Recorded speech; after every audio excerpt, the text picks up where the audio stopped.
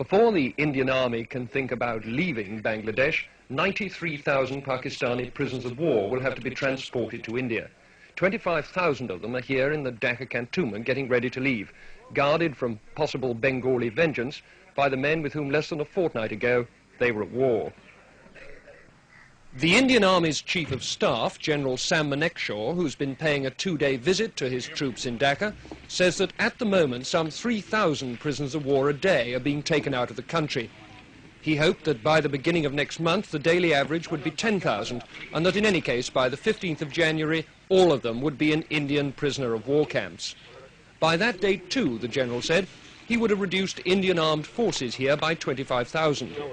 But they still can't all go home.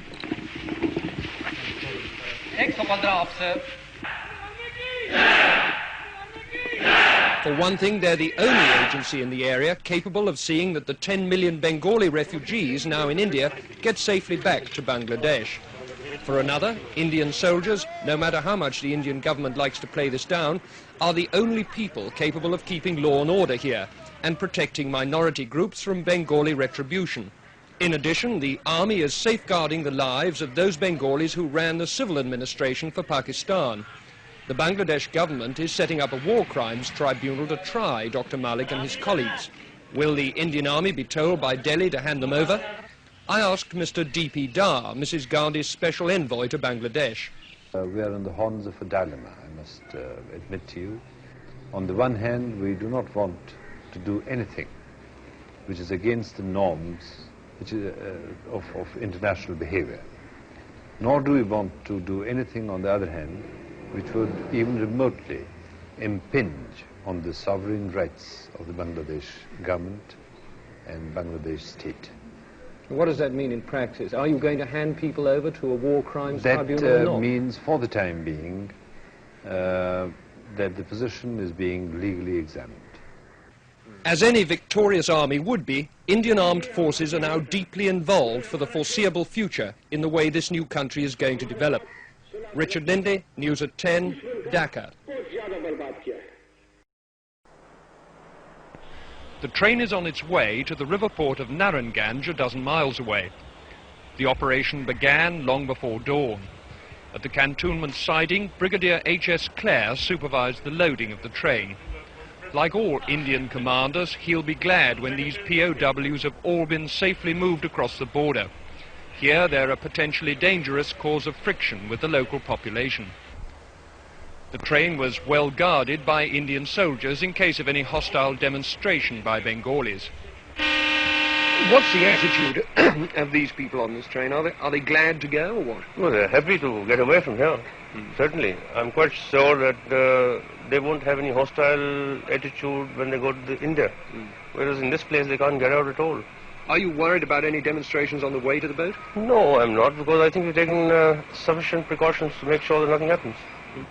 At Naranganj, a Pakistani naval commander organized the embarkation. All commanders of the groups, report to me immediately here. Apart from their military kit, the men took nothing with them but food and cooking equipment. The railway line ran right onto the dockside, sparing them the humiliation of a jeering Bengali crowd.